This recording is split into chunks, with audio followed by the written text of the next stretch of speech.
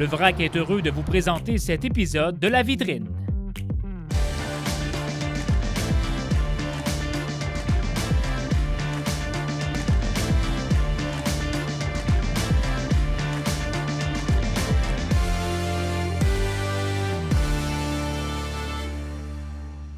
Bonjour à la maison, je vous souhaite un excellent lundi après-midi. Merci de choisir La Vitrine encore une fois pour une portion de votre journée télé. Et aujourd'hui, on vous fera découvrir en compagnie de notre collaboratrice et syndic autorisé en insolvabilité chez Jean Fortin et Isabelle Matteau-Laurier les signaux qui indiquent que notre situation financière a besoin d'un coup de pouce et surtout besoin de réorganisation. Donc, elle sera avec nous sur le plateau dans quelques minutes. Mais d'abord, on vous fait découvrir la passion et le travail d'un artisan bas-laurentien qui est établi à Saint-Arsène, qui depuis plus de 50 ans maintenant travaille le bois pour créer des œuvres absolument impressionnantes. Il s'agit du sculpteur Berthier Bérubé qu'on accueille à l'instant. Alors Berthier, tout d'abord, merci à vous de vous joindre à nous.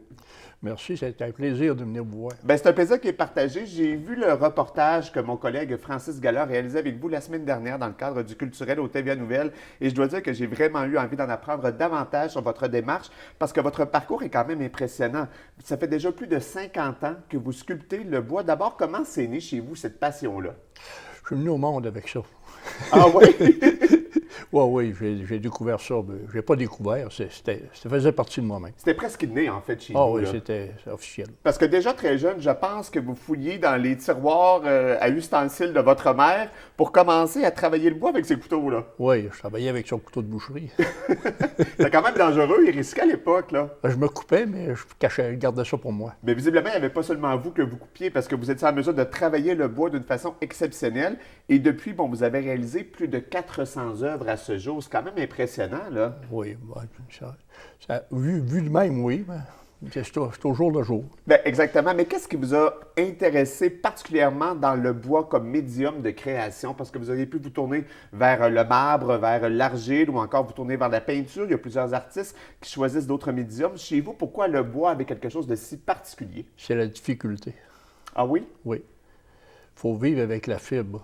On a juste un sens pour travailler le bois. L'orientation de la fibre est dans un seul sens. Fait que nous, il faut s'adapter, puis il faut trouver la manière pour qu'il nous amène où ce qu'on veut aller. Et quels sont justement les principaux défis que vous rencontrez, mis à part le sens? Parce qu'assurément, quand on crée des œuvres comme celles que l'on voit à l'écran, ça prend énormément de minutie. Il y a beaucoup de travail qui est fait, un travail de recherche aussi pour avoir un réalisme, en fait, qui est vraiment palpable, comme le pieuvre que l'on voit présentement à l'écran. Il y a un travail de moine qui est exercé derrière une œuvre comme celle-là, là.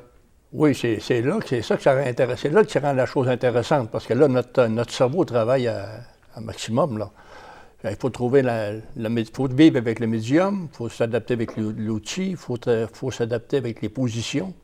C'est tout, comme la pieuvre, c'est 4 mois de réalisation. Ah bien, écoutez, j'ai aucune misère à vous croire. Moi, ça a été le projet d'une vie et vous avez réalisé ça en 4 mois, encore plus impressionnant, je dois vous le dire. Et vous avez apporté en studio différentes créations que vous avez faites dans les dernières années. Si on commence avec celle-ci là, qui est devant vous, où on voit, donc c'est sur un socle de pierre, qu'est-ce que ça représente concrètement? Oh, ça, c'est la chose la plus compliquée à expliquer que c'est que ça représente. Ah, mais parce que moi, je vous donne un défi, là. Je m'en vais avec je ne suis pas un littéraire, moi, je suis un sculpteur. OK. Je ne fais pas de littérature. Ça fait que quand il y a le temps d'exprimer mes sentiments, bien ça, j'ai beaucoup de difficultés avec ça. Vous l'exprimez par la création de vos œuvres d'art. Mais ça, celle-là, c'est une composite. OK. Fait que j'ai de la pierre, j'ai du bois, j'ai un nid d'oiseau, puis j'ai du polycarbonate. C'est toutes des pièces qui ont une histoire. Et quelle histoire, justement, vous souhaitiez raconter avec cette pièce-là en particulier? Voyez-vous, ça, c'est l'assemblage de plusieurs régions. J'ai Saint-Arsène, j'ai Chicoutimi, j'ai le Nouveau-Brunswick. Donc, des régions qui sont significatives pour vous, c'est des régions qui sont significatives pour moi, puis qu'en même temps, toutes ces pièces-là viennent de ces régions-là. Wow! Et si on se transporte à côté, en fait, au centre de l'îlot, qu'est-ce que vous avez à nous présenter ici? Ça semble aussi... Celle-là est en réalisation. Ça va être un... Elle n'est pas complétée? Elle n'est pas complétée. Et pourtant, moi, j'aurais juré qu'elle était terminée. Non, elle est en réalisation. Je l'ai emmenée pour montrer la différence entre une œuvre complétée et une œuvre qui est en train de réalisation. Et ce que j'ai ici, qu'est-ce que c'est devant moi? Ça, c'est la fée des bois, si vous voulez. L'inspiration est venue de la bûche. Donc, il y a quand même un très bel imaginaire aussi. On va mieux la voir comme ça ici. Ah, c'est magnifique. Le souci du détail qu'il y a dans ces œuvres-là, moi, je trouve ça impressionnant. Vous parlez tout à l'heure pour la pieuvre d'un travail de 4 mois. Ce sont 4 mois consécutifs consacrés évidemment à la réalisation d'une œuvre. D'ailleurs, c'est possible pour les gens d'aller vous voir à votre atelier de Saint-Arsène pour découvrir d'autres créations que vous avez réalisées au fil du temps. Ben oui, ça me fait toujours plaisir de rencontrer les gens. Moi, la sculpture, c'est ça que ça m'amène, c'est rencontrer des gens et me faire des amis partout. Et si on veut se procurer des œuvres d'art comme celles que vous créez, est-ce que c'est possible de le faire? Parce que ce sont vraiment des pièces de collection qui peuvent agrémenter un décor d'une manière absolument incroyable, là, qui vont donner un cachet particulier à chacune des pièces aussi. Oui, ils ont chacun à leur endroit. Puis j'ai mon site web, j'ai un site web avec mon nom, puis on va chercher sur mon site web mon adresse. Donc, berthierberube.artacademy.com. C'est le site pour consulter votre démarche artistique, entre autres, et voir vos réalisations antérieures. Écoutez, mon cher Berthier, c'est tout le temps qu'on avait, mais merci beaucoup de vous être prêté au jeu de l'entrevue. Ça a été vraiment un plaisir de vous rencontrer et de mettre en valeur vos réalisations et votre talent, surtout. Merci beaucoup, monsieur. Ça m'a fait plaisir. Alors, on vous invite à en apprendre davantage en consultant le berthierberube.artacademy.com pour en apprendre davantage sur la démarche de l'artiste. Et on vous rappelle qu'il est situé à Saint-Arsène, tout près de Rivière-du-Loup.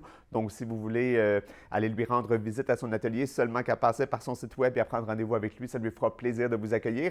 On s'arrête 2 minutes pour une courte pause. Vous allez voir, ça va passer très vite. Et au retour, on vous parlera des signaux qui peuvent vous indiquer qu'il est peut-être temps de vous tourner vers un conseiller ou plutôt un syndic autorisé en insolvabilité chez Jean Fortin pour régulariser votre situation. On vous invite à rester à l'écoute. On revient dans 2 minutes.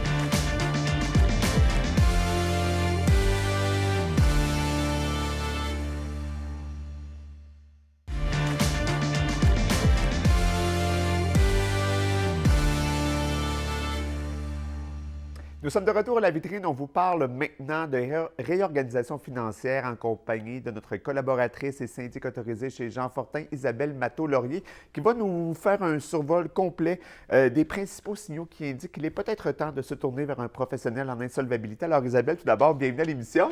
Première rencontre pour nous en 2024, assurément pas la dernière. On parle aujourd'hui, ma chère Isabelle, des signaux qui peut-être indiquent qu'il est temps de faire du ménage dans nos finances pour peut-être retrouver une certaine paix d'esprit, disons ça comme ça. Bien, exactement, parce que ça arrive quand même souvent que les gens nous disent « Ah, j'aurais donc dû venir vous voir avant. » Puis, quand ils nous disent ça, c'est souvent vrai qu'ils auraient dû venir nous voir avant. Parce que, je vais vous donner quelques signes, là. C'est sûr que s'il y en a juste un, il y a probablement quelque chose à faire. Vous n'êtes peut-être pas obligé de déposer un dossier avec nous.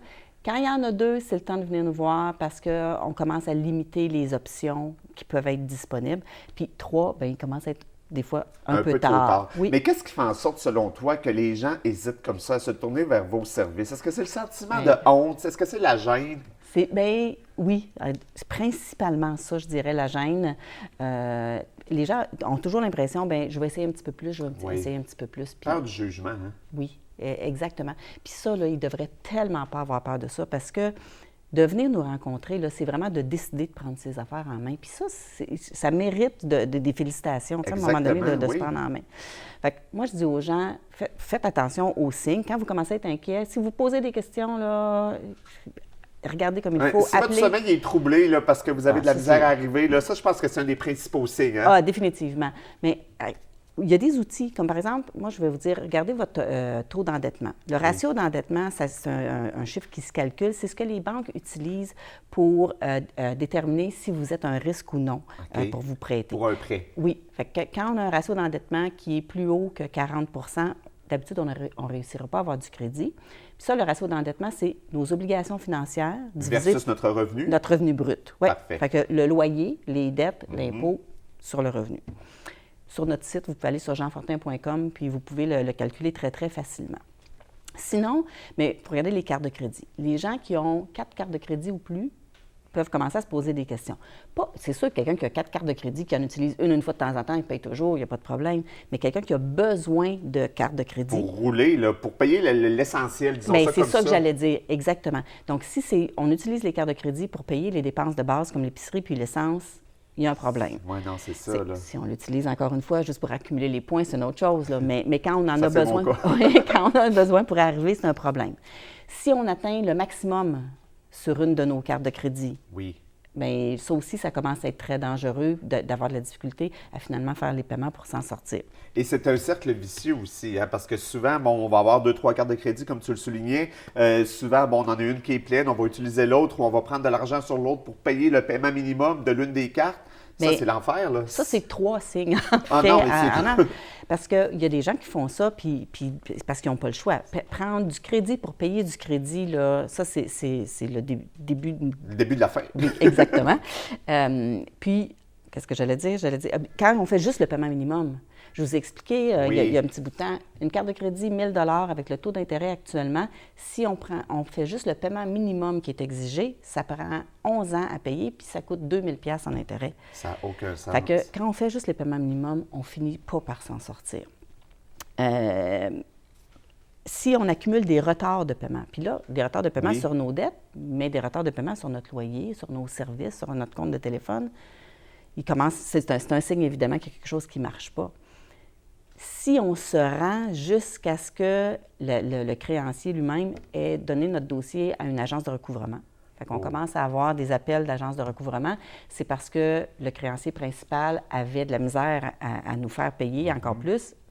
C'est un son de cloche. Et si on commence, par exemple, à avoir des appels justement de fournisseurs de produits de calbo-distribution, de téléphones, qui justement attendent le paiement, ça aussi, ça peut être un signe que là, c'est peut-être le temps de faire du ménage dans nos dossiers financiers. Là. Oui, puis un autre des gros signes importants, c'est si on se fait couper un service. Oui. Quand tu te fais couper l'hydro, parce que tu n'as pas été capable, parce qu'eux autres, ils attendent, puis ils laissent des chances. Fait que il faut commencer à se dire, à un moment donné, il va falloir que je me prenne en main. Fait que les appels d'agence de recouvrement ou un huissier, quelqu'un qui reçoit la visite d'un huissier, donc que ce soit pour saisir des meubles, un véhicule automobile, ou qu'on se fasse saisir notre paye, bien, à un moment donné, là, ça aussi, c'est comme le début de la fin, parce que si tu fais saisir ta paye, tu as donc moins de revenus pour payer ce que tu as payé. Tu avais déjà de la misère à payer. Et pour payer l'essentiel, comme on le mentionnait tout à l'heure, donc l'essence pour aller justement au travail, l'épicerie, le loyer, donc tout ce qu'il faut pour avoir une vie décente, au moins dans le minimum. Isabelle, malheureusement, le temps file, il faut aller rapidement. Donc, on rappelle aux gens de consulter le jeanfortin.com pour faire vraiment un portrait financier global, voir votre taux d'endettement, donc vos dettes versus votre revenu. Ça va vous donner une image très claire, un portrait global de votre situation actuelle. Et s'il y a quoi que ce soit, n'attendez pas et tournez-vous vers un professionnel de chez Jean Fortin. Ils sont spécialisés justement pour vous aider à réorganiser votre situation financière et retrouver une certaine paix d'esprit pour vous permettre de mieux dormir et de souffler financièrement en ce contexte économique qui peut être difficile pour plusieurs. Merci d'avoir été avec nous. Merci Isabelle encore une fois. On se retrouve demain 15h pour une autre vitrine. Salut!